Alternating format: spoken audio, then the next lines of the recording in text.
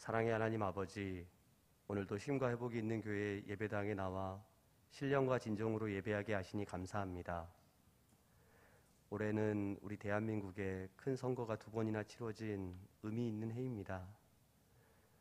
예수를 주라 고백하며 그리스도라 믿고 따름에도 불구하고 현실에서는 이념에 사로잡혀 내가 추구하는 정당이 집권하기를 바라며 그들의 승리가 곧 나의 승리라 믿고 살았습니다. 그 정당에서 내놓은 후보자가 메시아라도 된 듯 그를 칭송하며 반대편에 있는 후보자를 사탄을 대하듯 증오하고 멸시하며 그들의 패배하기를 기도하며 우리의 승리가 곧 하나님의 뜻이라고 믿고 살았습니다. 그런 가운데 쉼과 회복이 있는 교회에서 신앙생활하게 하심으로 그러한 마음들이 변하게 하시니 감사합니다. 하나님의 어리석음이 사람보다 지혜롭고 하나님의 약하심이 사람보다 강하니라. 말씀하신 성경 구절에서 인간의 보는 것과 듣는 것이 얼마나 좁은 지식임을 깨닫게 하시니 감사합니다. 이념에서 벗어나 그들이 우리를 구원해 줄 메시아가 아님을 인정하고 하나님의 뜻이 어디에 있을지 헤아리며 치러진 선거를 바라보며 하나님께서 앞으로 이루어 나가실 미래를 기대하게 하시니 감사합니다. 대표 기도를 준비하며 일주일간 묵상케 하시고 찬송가의 가사를 마음에 허락하심 감사합니다. 지금까지 지내온 것 주의 크신 은혜라. 한이 없는 주의 사랑 어찌 이루 말하랴. 자나깨나 주의 손이 항상 살펴주시고 모든 일을 주 안에서 형통하게 하시네. 몸도 마음도 연약하나 세임받아 살았네. 물 붓듯이 부으시는 주의 은혜에 족하다. 사랑 없는 거리에나 험한 산길 헤맬 때 주의 손을 굳게 잡고 찬송하며 가리라. 주님 다시 배울 날이 날로 다가와 무거운 짐 주께 맡겨 벗을 날도 멀잖네. 나를 위해 예비하신 고향집에 돌아가 아버지의 품 안에서 영원토록 살리라. 어느덧 살다 보니 누울 집이 있고 배부르며 눈에 넣어도 아프지 않을 사랑하는 자식들과 살고 있습니다. 그것을 은혜로 알고 자족하며 살아가게 하시니 감사합니다. 예수를 믿고 자유케 하심으로 영원한 존재의 삶을 신용이라도 내게 하시니 감사합니다. 쉼과 회복이 있는 교회 성도들을 만나게 하셔서 그들과 교제하게 하시고 만남과 나눔과 섬김을 통해 천국을 맛이라도 보게 하시니 감사합니다. 2040 비전을 통해 사랑하는 교회 학교 학생들을 자녀로 품게 하시니 감사합니다. 한 사람 한 사람이 너무나 귀하고 사랑스럽습니다. 그들의 미래가 교회로 인해 든든하게 서가며 그 사랑이 다음 세대, 그 다음 세대에도 전달되는 아름다운 비전의 성취를 꿈꿔봅니다. 교회의 어른들을 내 부모 대하듯 하게 하시니 감사합니다. 그분들의 무거운 짐이 곧 우리의 평안함이었음을 깨닫게 하시니 감사합니다. 교회의 비전이 성취되므로 노년을 교회 공동체 속에서 영원한 존재의 삶을 맛보게 하여 주시옵소서. 오늘도 담임 목사님의 설교 말씀을 통해 하나님의 음성을 듣습니다. 신령과 진정으로 드리는 예배를 통해 임재하시는 하나님을 경험하는 아름다운 시간으로 채워주시옵소서. 예배의 순서를 준비하는 손길들이 있습니다. 그들의 헌신과 노력을 하나님 기뻐 받아주시옵소서. 예배의 시종을 주님께 의탁합니다. 사망 권세 이기시고 부활하셔서 하나님 우편에서 여전히 우리를 위하여 중보하여 주시는 예수 그리스도 이름으로 감사하며 기도드리옵나이다. 아멘.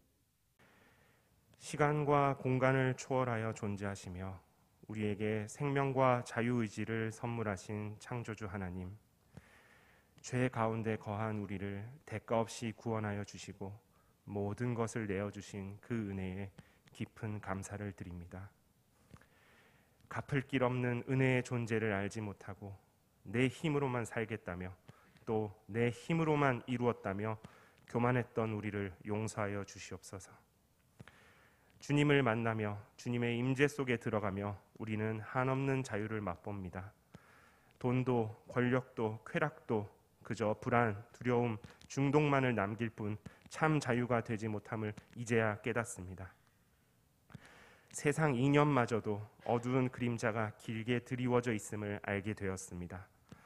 오직 주님만이 길이요 빛이요 생명이시니 세상 끝날까지 우리가 진리로 인하여 자유할 수 있게 하여 주시옵소서. 우리는 성령으로 인해 쉼과 회복이 있는 교회에서 한 아버지를 섬기는 형제 자매로 모여 있습니다. 한 가족된 우리이기에 내 가족, 내 자녀만 돌보는 삶이 아니라 영적 가족들도 돌보는 삶을 살기를 원합니다. 쉼과 회복이 있는 교회 모든 가족들이 종교 생활을 하기 위해서 교회에 나오는 것이 아니라 만나고 섬기고 나눔으로 참 기쁨을 누리기 위해 즐거이 교회에 나오는 역사가 일어나게 하여 주시옵소서. 그리하여 2040 비전이 막연한 상상이나 간절한 소망에 그치는 것이 아니라 실제의 현실로서 자연스럽게 경험되게 하여 주시옵소서. 악하고 어그러진 세상 속에서 경제적 문제, 건강 문제, 인간관계의 어려움 등으로 인하여 고통 속에 있는 가족들이 있습니다. 가난하여 먹고 살기 힘든 가족들에게는 재물의 복을, 건강이 나빠져 마음마저 지치고 힘들어진 가족들에게는 치유의 복을, 여러 가지 삶의 어려움이 있는 가족들에게는 회복의 복을 허락하여 주시옵소서. 반면에 먹을 것이 있고 입을 것이 있고 큰 어려움이 없는 가족들에게는 왜 하나님께서 형통하게 해주셨을까 물어보게 하시고 자족하는 마음과 깨달음을 주시고 이웃과 교회를 향한 사랑에 눈뜨게 하셔서 가지려는 인생이 아닌 내어주는 영생을 살게 하여 주시옵소서. 이제 담임 목사님의 설교 말씀을 듣습니다. 하나님의 말씀이 목사님을 통해 그대로 우리에게 흘러들게 하사 들어야 할 말을 듣게 하시고 머리로 이해되게 하시고 가슴에 울리게 하셔서 하나님을 사랑하고 이웃을 사랑하는데 우리의 손과 발을 사용하게 하여 주시옵소서. 주차 방송 등 예배를 위해 준비하는 많은 손길들과 찬양으로 하나님께 영광 돌리는 분이엘 찬양대와 임팩트 찬양팀의 수고를 기억하여 주시고 교회를 누구보다 사랑하는 교역자님들, 장로님, 권사님들의 그 깊은 사랑과 영적 자녀를 내 자녀보다 더 사랑하는 주일학교 선생님들의 그 귀한 사랑도 주님께서 다 기억하사 천국에서 뵐 때 수고했다, 내 너를 잘 안다 말씀해 주시옵소서. 예배를 마치고 세상 속에 살아갈 때에도 우리의 자유의지가 주님을 향하기를 간절히 소망합니다. 주님을 향한 우리의 작은 눈길마저도 기쁨으로 반응하시는 그 사랑에 감동하며 이 모든 말씀 우리 주 예수 그리스도의 이름 받들어 기도드렸습니다. 아멘. 오늘 서론이 좀 깁니다. 오늘 제가 새벽 1시 반에 일어났습니다. 걱정이 많아서 일어났어요. 근데 그 걱정이 교회의 걱정, 설교를 어떻게 잘할까 이런 걱정 아닙니다. 김영석 교수가 103살이지요. 그런 말씀하시더라고요. 자기 인생의 최고의 한건기가 60세에서부터 75세였다고. 제가 그 기간에 딱 중간에 있기 때문에 참 피부에 와닿는 소리라고 제가 느낍니다. 왜 그 시간이 한건기였는가 하면 60세 되면서 이제 먹고 사는 문제나 자녀 양육의 문제나 남의 시선의 명예의 문제나 이런 것에서 자유하게 되었다는 거죠. 그분이 설명은 안 했지만은 그전에는 교수가 되어도 학생들에게 얼마나 인기 있는 교수가 될까, 또 다른 사람들에게 다른 교수와 비교, 이런 것이 어느 마음 한켠에 조금은 남아 있었지 않겠어요. 그런 것에서 완전히 자유하게 되었고, 그 다음에 두 번째 중요한 이유가 60세부터 75세까지 성장했다는 거예요. 그래서 사람이 성장을 해야 참 한건기가 되는데 75세 넘으면서는 성장이 일어나지 않더라. 그래서 그때까지 자기가 공부를 많이 했다. 그 말도 제가 공감이 됩니다. 지금 굉장히 자유로운 데다가 그 다음에 제가 설교를 하는 설교자이지만은 제 속에 자꾸 성숙되어지고 성장되어져 간다 하는 걸 느낍니다. 75세 되면은 성장되지 않고 그대로 85세까지 유지가 되더라, 이런 이야기를 해요. 그래서 뭐 설교를 잘해볼까 이런 데에서는 자유한데 두 가지 걱정이 있습니다. 이번 주에 제가 성경 공부는 고린도전서를 읽었고 또 복음서, 마가복음을 읽었습니다. 여러분들이 성경을 읽을 때에 창세기부터 쭉 읽어 나가야지. 성경 그래 읽는 거 아닙니다. 성경은 한 권이 아니고 39권의 책입니다. 그래서 마가복음은 마가복음 읽으면 됩니다. 또 구약에 보면서 이사야 읽어도 되고 요엘 읽어도 되고, 그냥 성경은 여러분들이 생각나는 대로 어느 책을 39권 중에 반드시 읽는 게 좋지요. 그리고 성경만 읽으면은 제가 여러분들에게 말씀드렸듯이 진단법만 배우는 것처럼 처방만 배우는 겁니다. 진단도 할 줄 알아야 되거든요. 우리는 사회의 선지자이기 때문에. 그래서 진단을 잘하려면은 당연히 인문학이나 이런 것들에게 관심을 가져야 됩니다. 그래서 넷플릭스를 통해서 자산어보라는 설경구 주인공이고 이준익 감독이 한 영화입니다. 그걸 한 2번에 걸쳐서 봤고, 오늘 새벽에도 또 2배속으로 한번 쭉 다시 살펴봤습니다. 그리고 쭉 걸어가면서 김영석 교수의 어떻게 믿을까 이런 강의들 한 10강을 그대로 제가 다 들었습니다. 들으면서 이제 생각나는 게 뭐냐면은, 걱정이 목사의 설교가 이준익의 자산어보보다 못해서 되겠나 이 생각이 들었어요. 목사의 설교가 어떤 인문학의 강의보다 가치가 없어서 되겠나. 옛날에는 여러분 목사님의 설교가 대학 교수의 강의보다 수준이 높았습니다. 그때에 많은 교인들이 교회에 모여들었습니다. 또 삶 자체도 교회에 다니면은 삶의 질이 높아집니다. 그래서 예전에는 사람들이 어디에 가서 내가 장로입니다 이러면은 이분은 거짓말을 안 하고 믿을 사람이다 이래 생각했어요. 그런데 어느덧 이제는 내가 장로다 이러면은 장로들 중에 사기꾼 많던데 잃어버린 겁니다. 어떻게 이걸 다시 돌려야 되는가, 그런 고민이 제 속에 새벽부터 있었습니다. 그리고 두 번째로 설교를 하면서는 그렇습니다. 그냥 내 혼자 말하다가 그치는 그런 설교가 되지 아니할까. 제가 여러분들에게 오늘 참 그런 걱정이 2부, 3부 기도자들의 기도를 보면서 싹 사라졌습니다. 여러분, 제가 설교를 들을 때에 여러분들에게 제가 그래 말씀드렸지요. 우리 삶 속에 일어나는 여러 가지 일들, 내가 듣는 여러 가지 뉴스들, 이런 것들을 같이 판단할 때에 설교로 해야 됩니다. 하나님의 음성으로 해야지 내가 영적으로 성숙하고 하나님의 나라가 됩니다.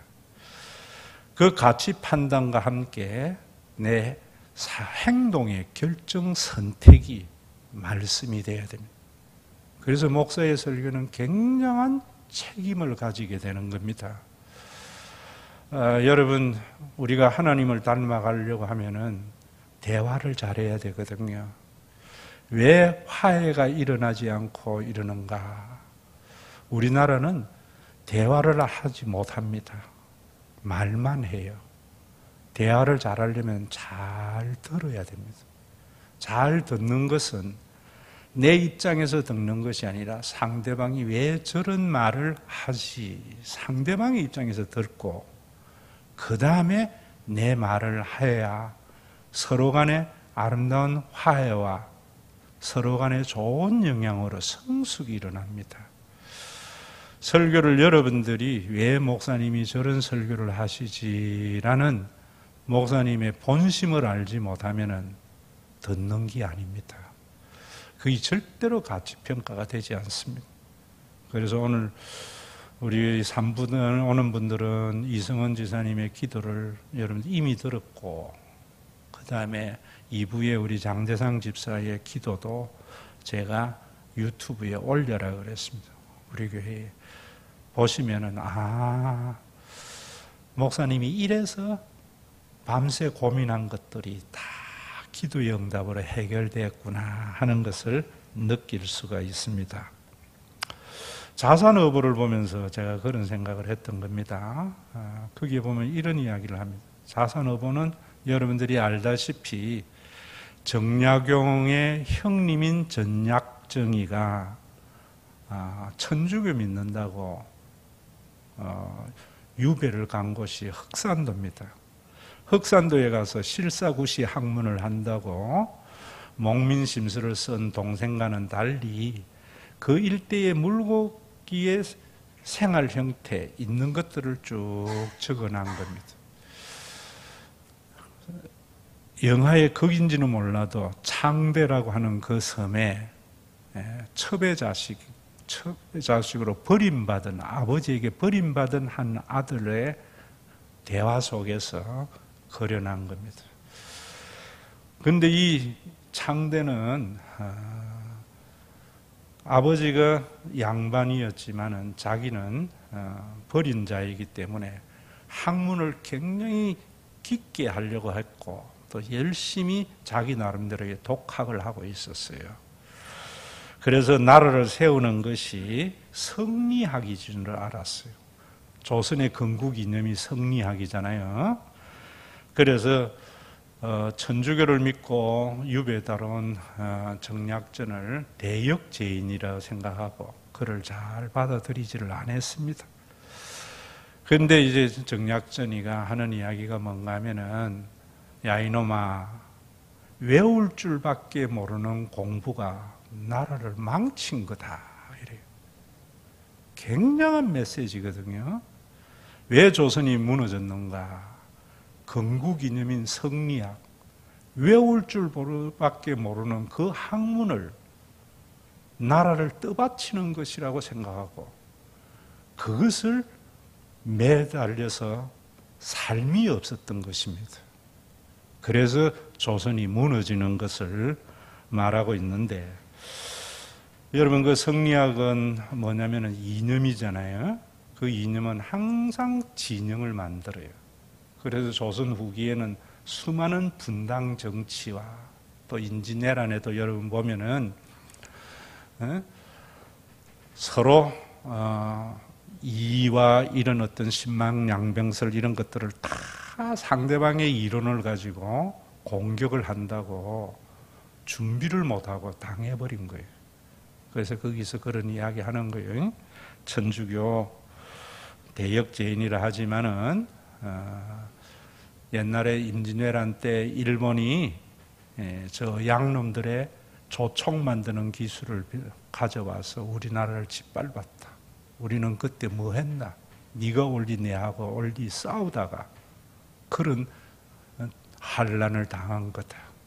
라는 이야기를 하는 이야기를 들으면서 오늘날 교회가 그런 것이 아닌가. 그래서 교리 싸움 하다가 다 교회는 망치는 것이 아닌가. 지금 이런 생각을 합니다.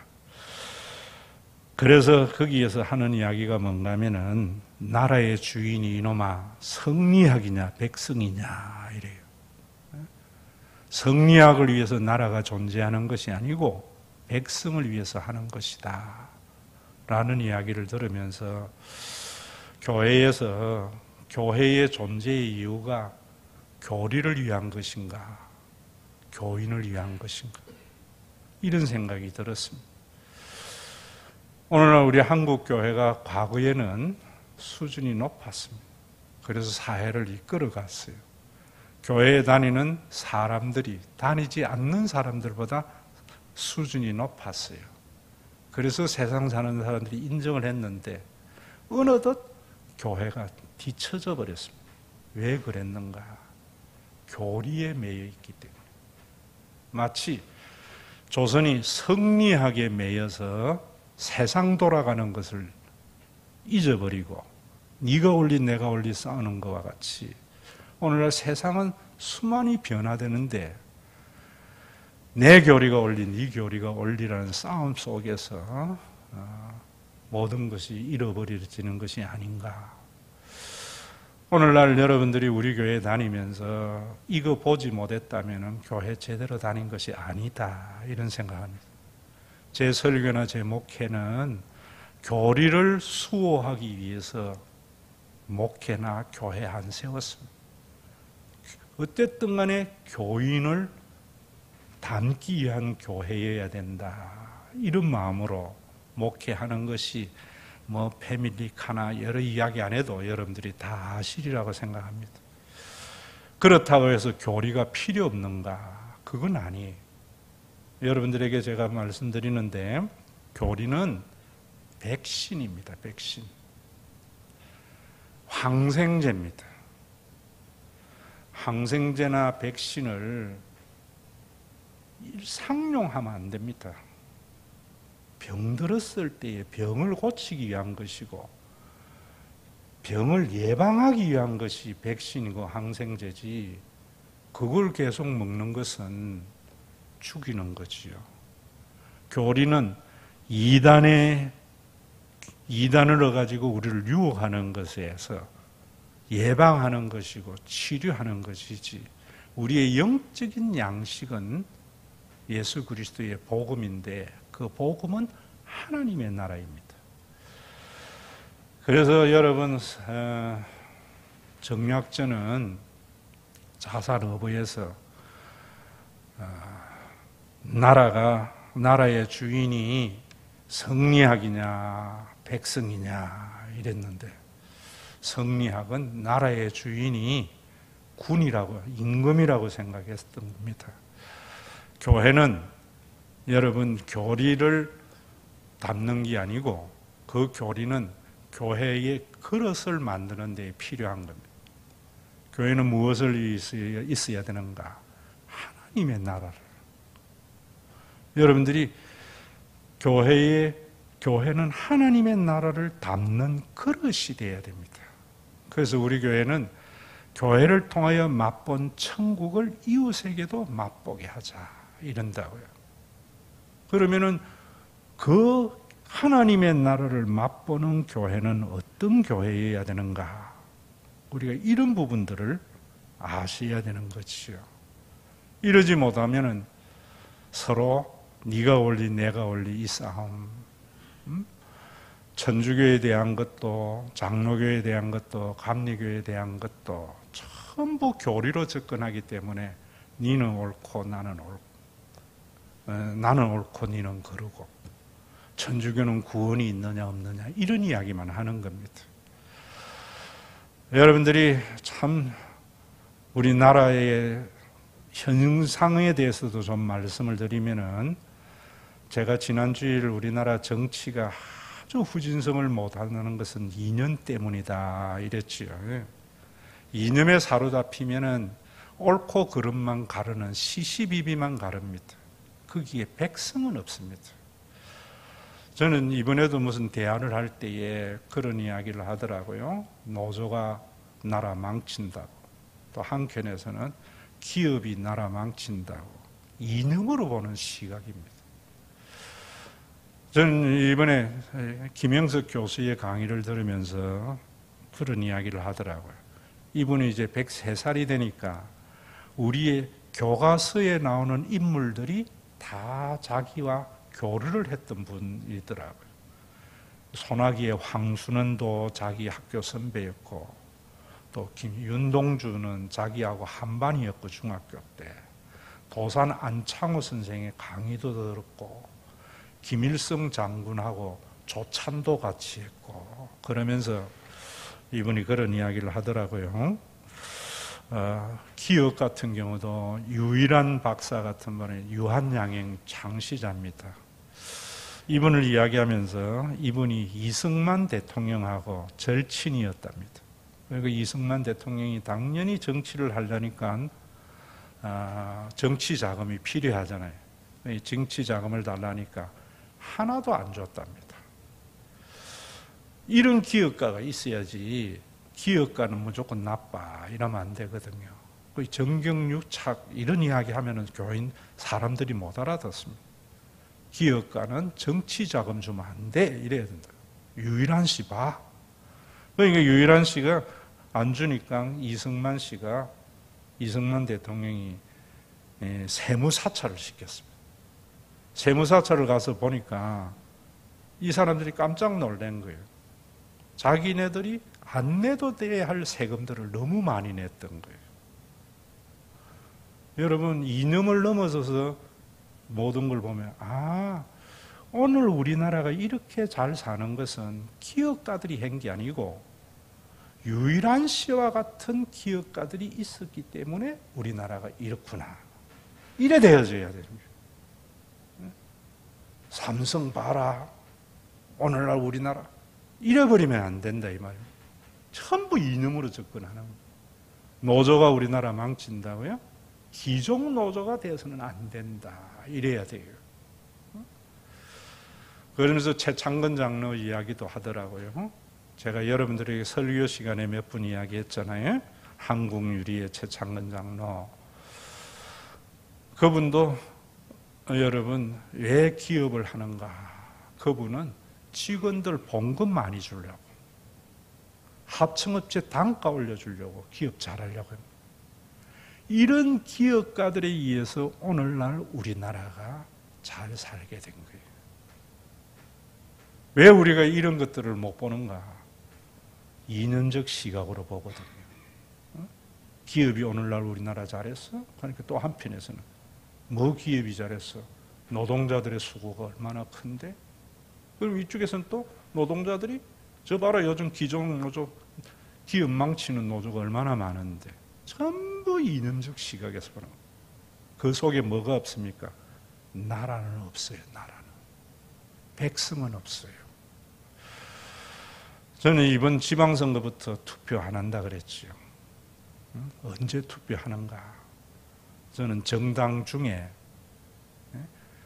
당론을 정하지 않고 정책을 따라서 국회의원들이 자유롭게 투표하는 정당이 생길 때까지는 안 할 겁니다. 어떻게 여러분들이 다 똑같습니다. 저는 이번에 민주당의 몰락이 어디서 왔는가? 금태섭이부터 왔다고 봐요. 금태섭이 소신껏 하니까 징계가 탈당시켰잖아요. 뭐 검사가 반대하는 거 당연한 거죠, 지 검사가.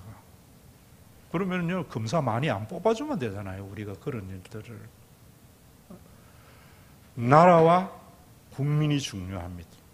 교회는 뭐가 중요한가? 교회는 하나님의 나라를 맛보는 교회여야지. 교회가 제도와 전통과 문화를 고수하는 것은, 고수하려면 교리를 가지고 해야 됩니다. 그래서 그래 되면은 내 교리가 옳리. 그래서 이런 문화와 전통 가져야 돼. 사수해야 돼. 이런 일들이 있습니다. 거기에 무엇이 없는가?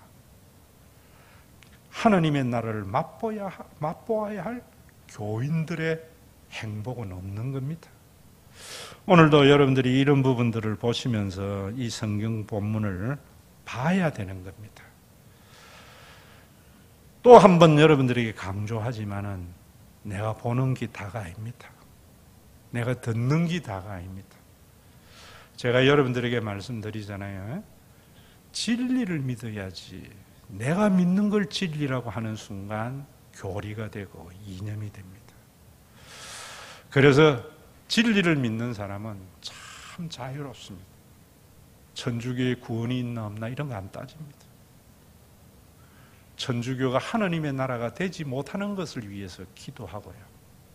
개신교의 교리가 옳리라고 주장하지 않고 하나님의 나라가 이루어지도록 기도하는 것이 진리를 믿는 사람의 자유함입니다. 이런 사람들이 과연 몇 명이나 있을까? 이런 걱정이 새벽에 계속 있었던 겁니다. 오늘 본문도 여러분들에게 지난주일도 제가 말씀드렸지만은 뭐 간단합니다. 바울 일행이 빌립보에서 기도할 곳을 찾다가 점치는 귀신 들린 여종 하나를 만났다고 합니다. 그 여종은 점으로서 자기의 주인들에게 큰 이익을 주는 자라고 합니다. 그런데 그가 바울 일행을 따라와서 소리 질러서 이 사람들은 지극히 높은 하나님의 종으로서 구원의 길을 우리에게 너희에게 전하는 자라. 얼마나 듣고 싶은 이야기를 해요. 점쟁이가요, 바울에게 뭐라는가 하면 이 사람들은 지극히 높은 하나님의 종이라 그래요. 그리고 구원의 길을 너희에게 전한다. 세례 요한 같잖아요. 그런데 바울 일행은 이같이 여러 날 하니까 바울이 심히 괴로워하여라고 합니다. 여기 심히 괴로워한다는 말은 여러분들이 원문에는 그 말 때문에 시달리고 괴로워서 어쩔 줄을 모르는 강렬한 표현이라는 말입니다. 성경 본문 팩트는 그거예요. 그래서 뭐라는가 하면 바울이 돌이켜 그 귀신에게 이르되 예수 그리스도의 이름으로 내가 내게 명하노니 그에게서 나오라 하니 귀신이 즉시 나오니라. 이게 오늘 본문입니다. 이 본문을 가지고 신학이 없는 미신, 지난주도 제가 이야기했죠. 성경에 신학이 없으면 미신이 됩니다. 성경을 하나님의 나라가 없는 영구는 교리가 됩니다. 두 개 다 배제해야 됩니다. 이 본문을 가지고 봐라. 바울이 그 귀신 들린 여종에게 예수 그리스도의 이름으로 내게 명하니 그에게서 나오라 하니 귀신이 즉시 나왔다. 지금도 귀신들이 얼마나 장난을 많이 치는지 모른다. 그래서 암 걸리고 네 사업 안 되는 거야.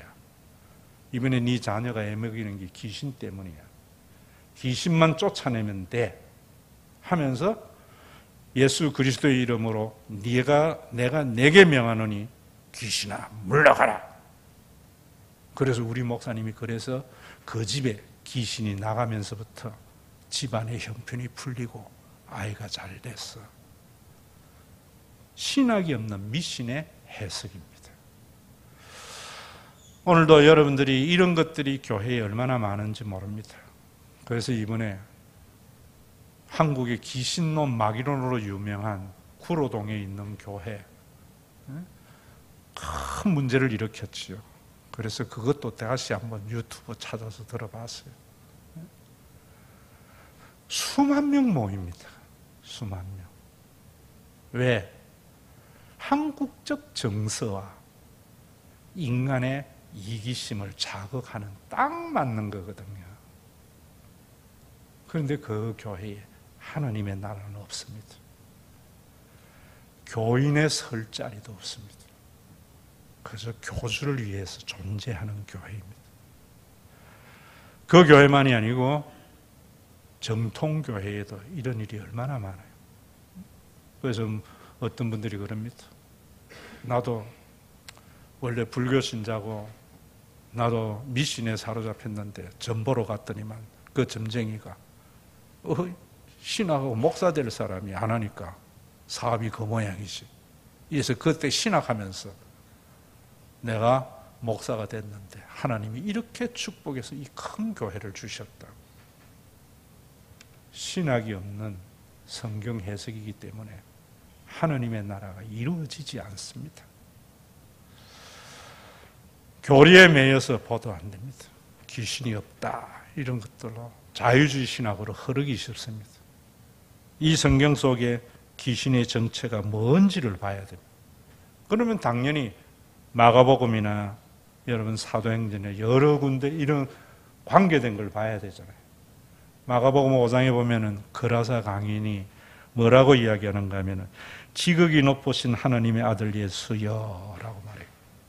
예수님에 대해서 올바른 신앙의 고백을 해요. 그런데 예수님께서 나와 무슨 상관이 있느냐 이렇게 오늘날 여러분 세상에 정치적으로 이야기해 보면은 보수라고 자칭하는 사람들의 주장이 틀린 말 하나도 없습니다. 좌파라고 주장하는 사람들의 말을 들어보면 틀린 게 하나도 없어요. 그런데 무엇을 이해하는 것인가? 자기 정권을 이해한 겁니다. 백성과 나라는 없습니다. 그래서 제가 여러분들, 전 투표는 자기 소속된 정당의 국회의원들이 정책에 따라서 자유롭게 할 수 있는 정당을 제가 짓겠다 이러는 겁니다. 말 틀린 거 없습니다. 여러분 교회의 목사님들의 설교 들어보면 틀린 말 하나도 없습니다. 그런데 하나님의 나라를 위한 것이 아니고 자기 교회를 위한 것이 됩니다. 자기를 위한 것이 됩니다. 오늘 여러분 그런 그들에게 예수님이 그 신앙의 고백이 할렐루야 귀신도 나를 알아보네 라고 안 했습니다. 네가 나와 무슨 상관이 있나? 응?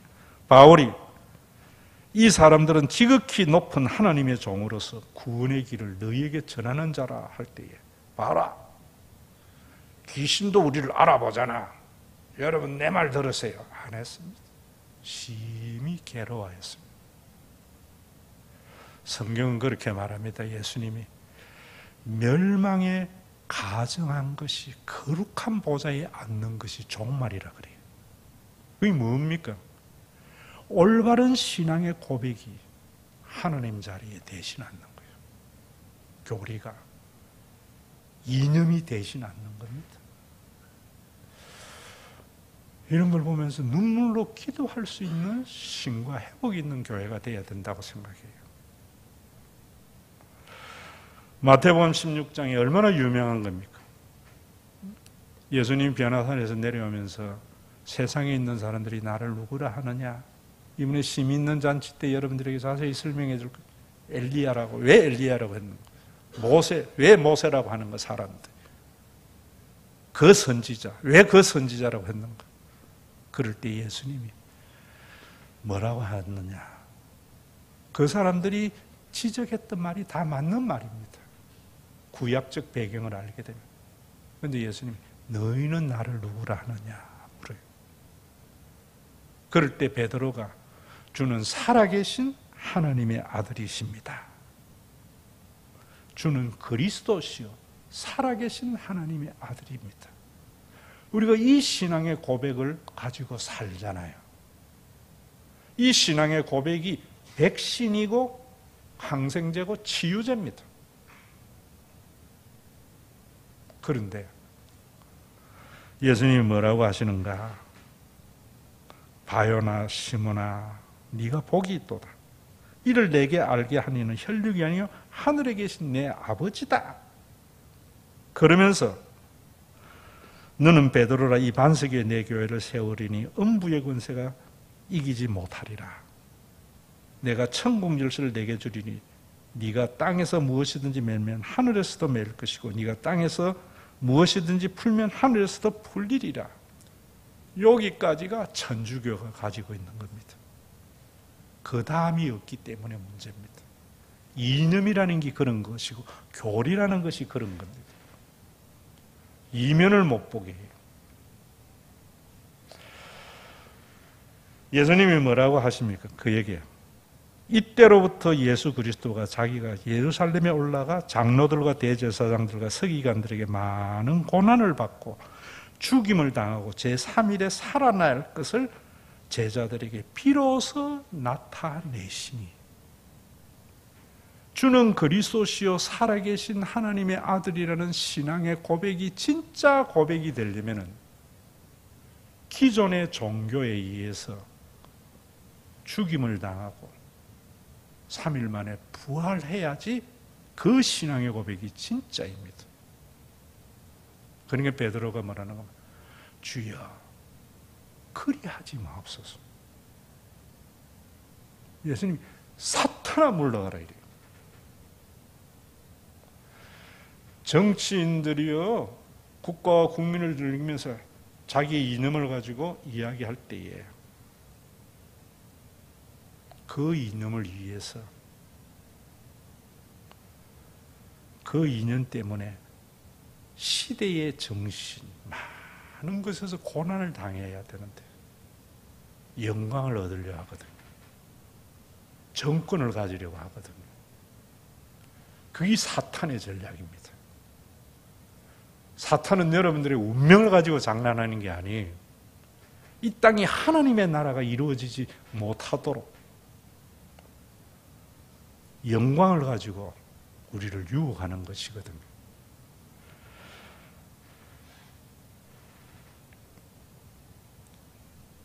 여러분, 그러니까 베드로가 예수를 붙들고 항변하여 이르되 그리 하지 마옵소서. 이 일이 결코 죽게 미치지 아니하니이다. 예수께서 돌이켜 베드로에게 이르시되 사탄아 내 뒤로 물러가라. 너는 나를 넘어지게 하는 자요 네가 하나님의 일을 생각하지 않고 도리어 사람의 일을 생각하는도다. 네 신앙의 고백이 하나님을 이루는 것이 아니고 사람의 일을 위한 것이다.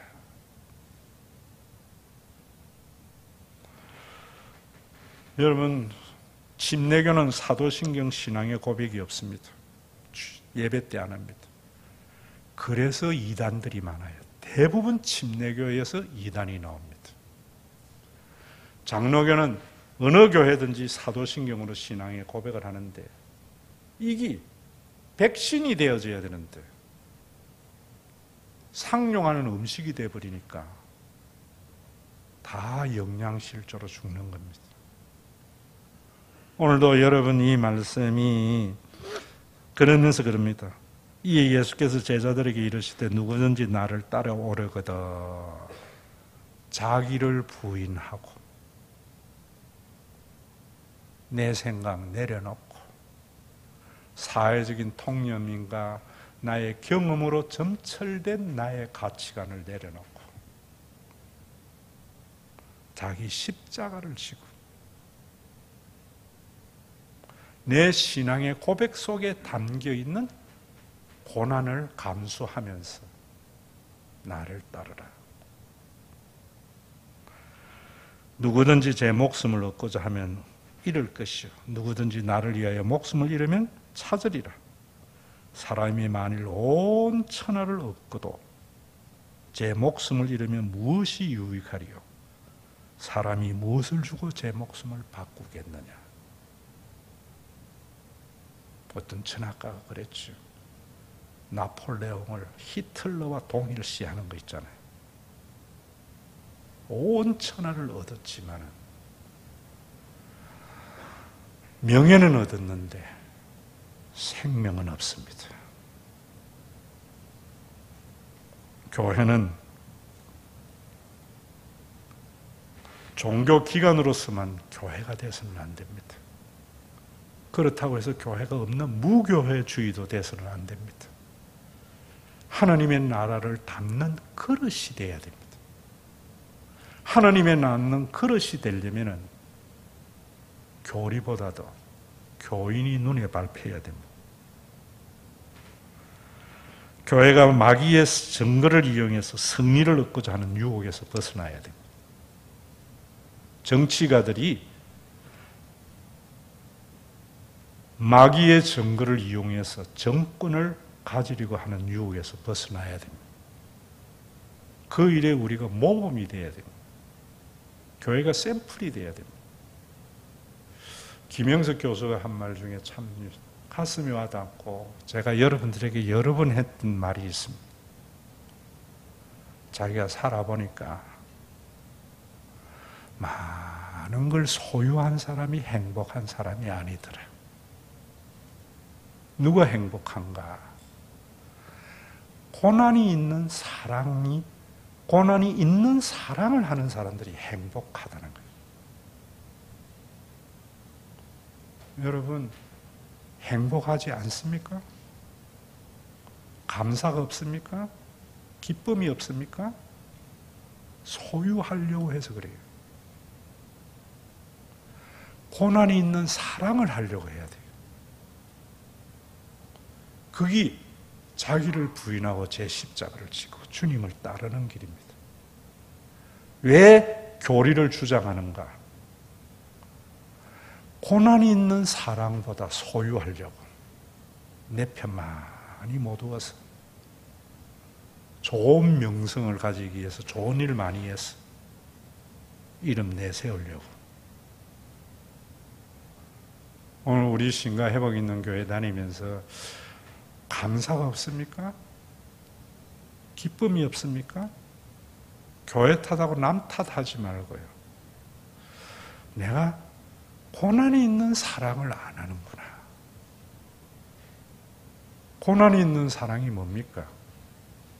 성경은 주는 자가 행복하답니다. 제가 여러분들에게 강조하는 게 그거잖아요. 늘 돈 벌어서 주는 부모는 자식 때문에 행복하고요.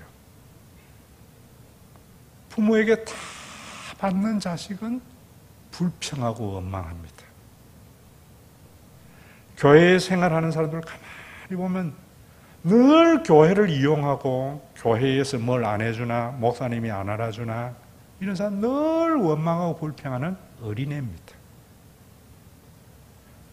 가끔 교인들 중에 늘 교회를 이해하고 다른 사람을 섬기려고 하는 사람은 참 행복합니다. 이거는 이론이 아니고 맛을 봐야 합니다. 심 있는 잔치를 여러분들이 하면서 두 가지입니다. 원망이 있고 불평이 있거든 전도하세요. 내가 영적으로 나은 자가 있으면 굉장히 힘이 듭니다. 자식 낳는 것과 같이. 그런데 그 행복은 누구도 빼앗을 수 없습니다. 이때까지 여러분이 신앙생활 하면서 행복하지 않았다 하는 사람들은 많은 걸 소유하지 않고 하나님이 안 주셔서가 아니고 전도하지 않았기 때문입니다. 그 전도를 우리 교회에 데려오는 거라고 생각하지 마세요. 데려와서 함께 양육하면 좋겠지만은 요즘은 그게 워낙 부담스러운 거니까 복음을 듣게 하세요. 그래서 그 거듭나게 하세요. 끊임없이 듣게 하세요. 뭘 교리를 말고요. 하나님의 나라의 복음을. 여러분들이 제가 성가대, 우리 교회가 모든 교인이 성가대 앉는가 하잖아요. 육적인 거나 영적인 거나 똑같아요. 저도 요즘 거의 이제 10만 보에서 조금 줄여서 하는데요. 한 7만 보, 8만 보 걷는데 그래도 걸으려고 일어나면은요. 힘들고 어려워요. 그거 없으면은 활기가 없습니다. 병든 닭같이 삽니다. 운동은 힘이 듭니다. 고난이 있는 사랑입니다. 자기 몸을 사랑하는 것. 그러면 활기 뭡니까? 감사와 기쁨이 있는 겁니다. 교회에 운동이 뭔가? 찬양을 좋아하는 분들은 성가대 앉는 겁니다. 또 사람을 케어하는 겁니다. 이번에도 임직하는데 인직이 보이는 거 이런 거는 신앙의 고백에서 영광을 따먹으려고 하는 겁니다. 이번에도 여러분 우리 교회에 한 분이 자기는 권사 추천 못 받았다고 옮긴다는 이야기를 하면서 구역은 계속 있고 싶다 그러더래요. 여러분 그 구역장이 오홍순 집사입니다. 주일날 오홍순 집사는 늘 웃고 감사하거든요. 구역원들을 섬기기 때문입니다. 여러분 돌아가신 이성근 장로님 이야기도 제가 한번 했지만은 장로는 뭐가 장로인가? 주일날 내 교구원들 중에 누가 안 낫지 살펴서 전화해주고 케어하면은요 기쁨이 있어요. 그럴 때에도 제가 부목사 시절에 있었던 장로와 같이 자기 관리하는 30명을 하고 이러면 안 됩니다. 암적인 존재가 됩니다. 내 편 만드는 게 아니라 정말 교회를 위해서. 주일날 안 보이거든. 무슨 일이 있었나. 아이고 목사님이 이래서 이렇다 이러면 주의 종에게 그러면 안 되지. 이런 어른이 있어야 됩니다. 그런 장로나 권사는 행복합니다. 힘이 들어요. 오늘 여러분 귀신은 여러분들의 운명을 가지고 장난하는 것이 아니라 올바른 말을 하게 하면서 내 편 만들어서 영광을 받으려고 하는 겁니다. 바울은 그런 유혹에서 벗어난 겁니다. 이걸 보지 못하고 예수 그리스도의 이름으로 내가 내게 명하노니 사탄아 물러가라. 우리 목사님 능력의 종이네. 뜻없이 무릎 꿇는 그 복종이 아닙니다. 운명에 맡겨 사는 삶도 아닙니다.